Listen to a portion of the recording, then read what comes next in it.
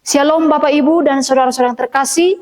Saat ini kita akan merenungkan kebenaran firman Tuhan. Mari kita bersatu di dalam doa. Di hadapan-Mu ya Tuhan, kami sungguh bersyukur, berterima kasih atas anugerah-Mu di dalam hidup kami. Saat ini ya Tuhan, kami mau merenungkan kebenaran firman-Mu. Berkatilah setiap kami yang mendengarkan, supaya firman-Mu yang kami dengarkan boleh kami renungkan, kami lakukan dalam setiap kehidupan kami. Kami percaya firman-Mu yang hidup dan sanggup menghidupkan kami, yang sanggup memberikan kekuatan, peneguhan kepada kami setiap umat-Mu. Berkatilah sepanjang penyampaian firman-Mu ini. Demi nama Yesus Kristus kami berdoa, menyerahkan diri kami pribadi lepas pribadi. Amin. Bapak Ibu dan saudara-saudara yang terkasih, saat ini kita sudah memasuki minggu yang bernama Seksagesima, yang berarti 60 hari sebelum kebangkitan Yesus Kristus. Maka firman Tuhan yang akan kita renungkan terambil dari Injil Matius pasal 5 ayat 38 sampai 48. Beginilah bunyi firman Tuhan. Kamu telah mendengar firman, mata ganti mata dan gigi ganti gigi. Tetapi aku berkata kepadamu, janganlah kamu melawan orang yang berbuat jahat kepadamu, melainkan siapapun yang menampar pipi kananmu, berilah juga kepadanya pipi kirimu. Dan kepada orang yang hendak mengadukan engkau karena mengingini bajumu, serahkanlah juga bajumu. Dan siapapun yang memaksa engkau berjalan sejauh 1 mil, berjalanlah bersama dia sejauh 2 mil.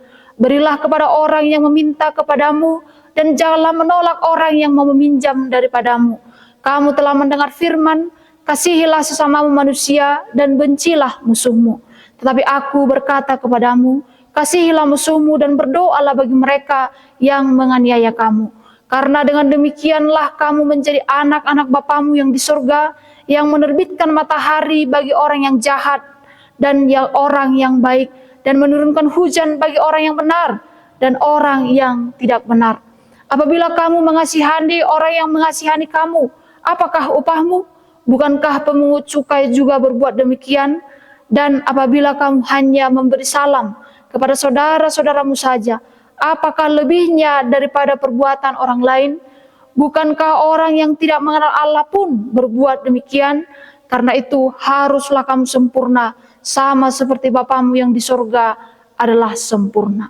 Demikian pembacaan firman Tuhan. Maka tema kita pada saat ini ialah mengasihi musuh. Sekali lagi tema kita adalah mengasihi musuh.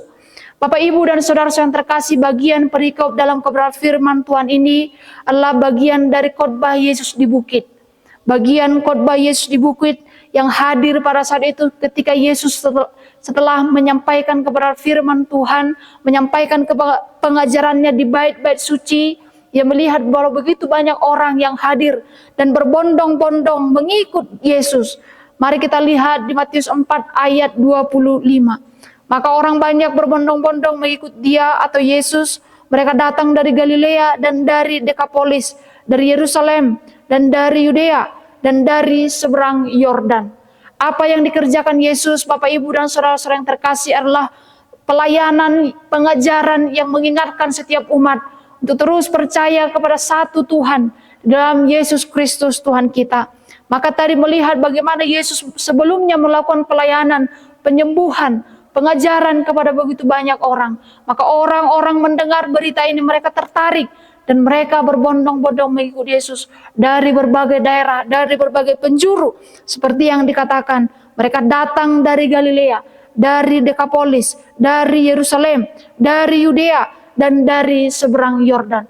Maka dengan melihat ini, dengan berbagai latar belakang mereka, berbagai latar belakang budaya, latar belakang keagamaan, Yesus melihat orang yang berbondong-bondong. Maka dalam pasal yang kelima, ketika Yesus melihat orang banyak itu, naiklah ia ke atas bukit setelah ia duduk, dan ia menyampaikan khotbah, dan ia berkhotbah kepada begitu banyak orang. Ini menjadi suatu kesempatan yang sangat penting, dan Yesus menjelaskan prinsip-prinsip mengikut Tuhan, prinsip-prinsip sebagai umat Tuhan. Kalau kita melihat bagaimana ia menyampaikan ucapan bahagia, berbahagialah, diberkatilah orang yang setia mengikut Tuhan. Namun bukan hanya itu, prinsip yang lain juga dijelaskan bagaimana umat Tuhan yang percaya kepada Tuhan harus menjadi garam dan terang dunia. Termasuk di dalam perikop yang kita renungkan pada hari ini. Bagaimana ini juga menjadi bagian dari prinsip-prinsip umat Tuhan, orang Kristen yang harus kita ikuti dan harus kita teladani. Di sini dijelaskan Bapak Ibu dan Saudara yang terkasih, kamu telah mendengar firman, mata ganti mata dan gigi ganti gigi. Ini menjadi suatu hukum yang lumrah, hukum yang wajar yang sudah didengarkan dari generasi ke generasi. Mata ganti mata, gigi ganti gigi. Ini berbicara Bapak Ibu dan Saudara yang terkasih, hukum yang berlaku pada saat itu. Tapi ketika Yesus hadir, ia boleh menyampaikan sekali lagi. Tetapi jika itu menjadi hukum yang lumrah dan wajar dilakukan di tengah-tengah masyarakat, di tengah-tengah umat, namun pada saat itu Yesus menegaskan dan berkata, tetapi aku berkata kepadamu, janganlah kamu melawan orang yang berbuat jahat kepadamu, melainkan siapapun yang menampar pipi kananmu, berilah juga kepadamu pipi kirimu. Kemudian dalam bagian yang kedua, Yesus menegaskan kepada mereka, dan kepada orang yang hendak mengadukan engkau karena mengingini bajumu, serahkanlah juga bajumu. Ini menjelaskan suatu sikap ketidakadilan Bapak Ibu dan Saudara yang terkasih. Tapi Yesus berkata, serahkanlah juga jubahmu. Kemudian di ayat selanjutnya juga berbicara, siapapun yang memaksa engkau berjalan sejauh 1 mil, berjalanlah bersama dia sejauh 2 mil. Kita bisa melihat dalam kebenaran firman Tuhan ini, apa yang wajar, apa yang lumrah dilakukan di tengah-tengah masyarakat. Yesus menegaskan bukan sebagai umat Tuhan, sebagai murid Kristus. Ada prinsip yang harus dipegang, ada prinsip yang harus dihidupi, melampaui dari peraturan-peraturan semata yang wajar dilakukan manusia, yaitu bukan membalas kejahatan dengan kejahatan, melainkan membalas kejahatan dengan kebaikan. Maka Yesus berkata, janganlah kamu melawan orang yang berbuat jahat kepadamu. Ini berbicara dari ayat 38 sampai ayat 42, menyampaikan kepada kita prinsip orang Kristen, prinsip umat Tuhan, pengikut-pengikut Kristus. Ia harus mampu menjadi orang yang berbeda dari dunia ini. Orang Kristen, umat Tuhan harus berbeda kehidupannya, gaya hidupnya dengan orang-orang dunia, dengan contoh-contoh dunia yang ada pada saat ini. Jika di dunia ini orang membalas kejahatan dengan kejahatan, orang membalas mata ganti mata, gigi ganti gigi, tapi pengikut Kristus, ketika orang berbuat jahat kepada kita, maka kejahatan harus kita balas dengan kebaikan, melampaui hal yang wajar dilakukan manusia. Itulah yang harus dihidupi oleh umat Tuhan atau pengikut Kristus. Ini berarti Bapak Ibu dan Saudara yang terkasih, berbicara pengampunan yang harus dilakukan oleh umat Tuhan. Maka kita harus berbeda ketika orang melakukan ketidakadilan, penghinaan kepada kita di sepanjang kehidupan kita. Bagaimanakah sikap kita, prinsip kita? Bukan kita berusaha mencari cara untuk membalas kesalahan mereka. Bukannya kita mencari cara untuk membalas dendam atas setiap ketidakadilan yang kita terima. Tapi suatu hal yang luar biasa, satu hal yang begitu damai diajarkan kepada kita. Jangan membalas kejahatan dengan kejahatan. Jangan melawan orang yang berbuat jahat kepadamu. Ini berarti ada kesiapan, ada kesadaran, ada kerelaan hati yang sadar akan situasi itu, tapi tidak berniat untuk membalaskan kejahatan dengan kejahatan.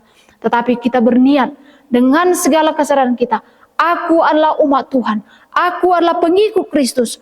Maka ketika orang menganiaya aku, ketika ada ketidakadilan terjadi kepadaku, ada hati yang besar, itu berbicara kemampuan, berbicara tentang pengampunan, karena kita sadar, kita orang yang berdosa yang terlebih dahulu menerima pengampunan di dalam Yesus Kristus.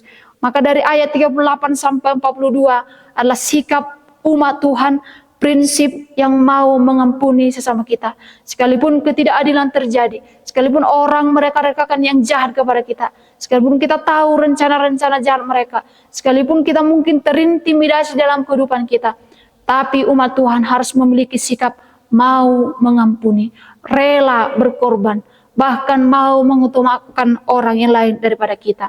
Namun yang juga sangat menarik Bapak Ibu dan Saudara yang terkasih, di ayat 43 sampai 48, Kamu telah mendengar firman, kasihilah sesama manusia dan bencilah musuhmu. Ini mungkin hal yang wajar untuk dilakukan manusia, tapi sekali lagi, umat Tuhan harus berbeda dengan cara pandang dunia ini.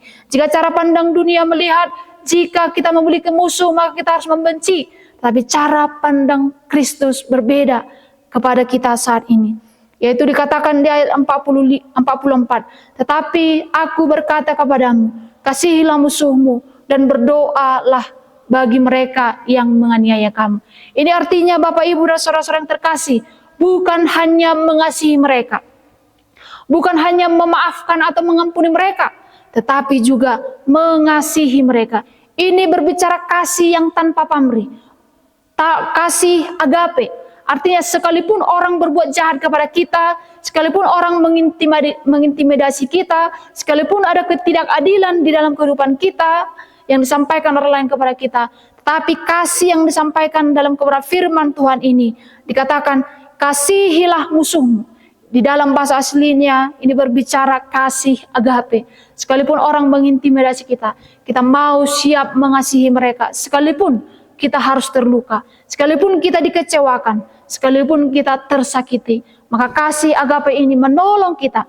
Sekalipun orang-orang berniat jahat kepada kita, maka kasih yang diajarkan ini terus kita sebarkan kepada begitu banyak orang. Kepada begitu banyak orang yang boleh mengintimidasi, melakukan ketidakadilan dalam kehidupan kita. Namun bukan hanya mengasihi mereka, Bapak Ibu dan saudara yang terkasih, tapi firman Tuhan berkata, kasihilah musuhmu dan berdoalah bagi mereka yang menganiaya kamu. Ini adalah suatu sikap yang begitu, prinsip yang begitu dalam yang harus dimiliki oleh umat Tuhan. Bukan hanya mengasihi, bukan hanya memaafkan atau mengampuni, tetapi turut berdoa.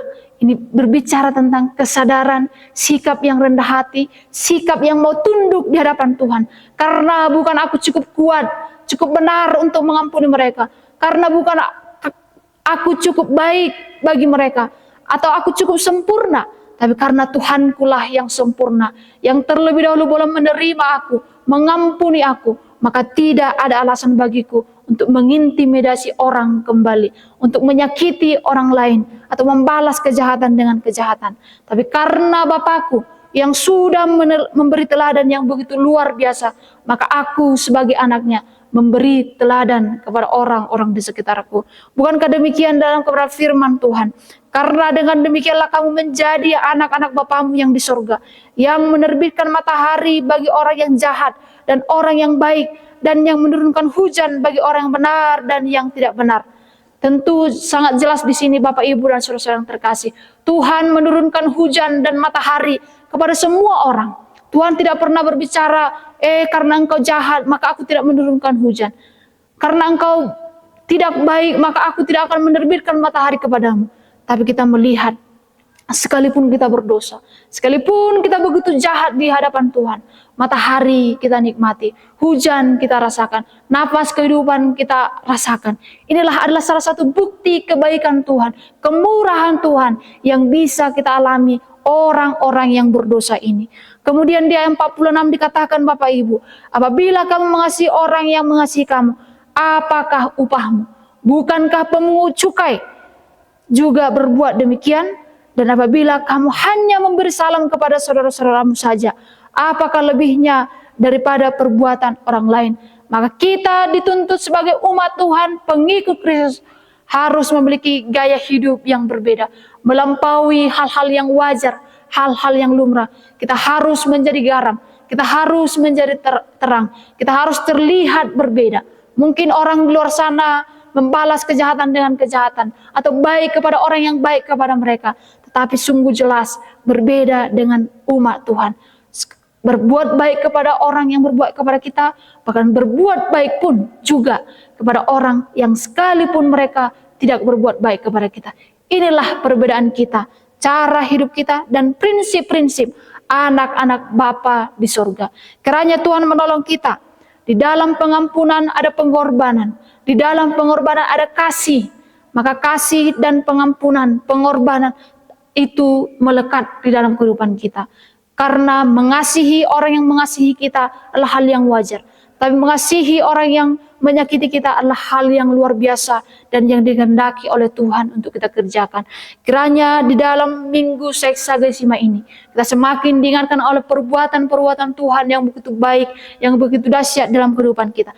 Dan kita pun turut mengerjakannya di dalam kehidupan kita. Sehingga di dalam ayat 48, karena itu haruslah kamu sempurna, sama seperti Bapamu yang di surga adalah sempurna. Kita percaya Bapa di surga boleh menolong kita, yang sudah mencurahkan kemurahannya, itu juga yang akan memampukan kita melakukan ini, mengasihi orang-orang di sekitar kita, mengampuni orang-orang yang mungkin melukai, menyakiti hati kita, dan kita percaya kita mampu melakukannya di dalam anugerah Tuhan.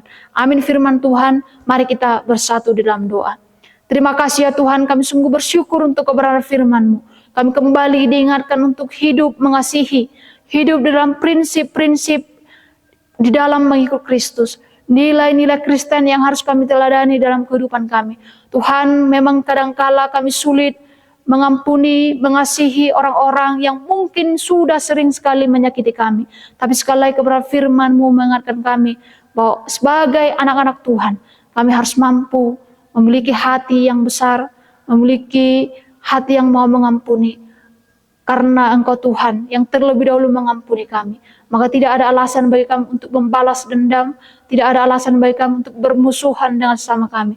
Tapi kami meneladani Yesus Kristus Tuhan dan Juru Selamat kami, boleh berbagi kasih kepada semua orang, dan boleh menjadi garam dan terang dimanapun kami berada. Terima kasih ya Tuhan, terpuji dan termulialah Engkau. Demi nama Yesus Kristus kami berdoa kepadamu. Amin.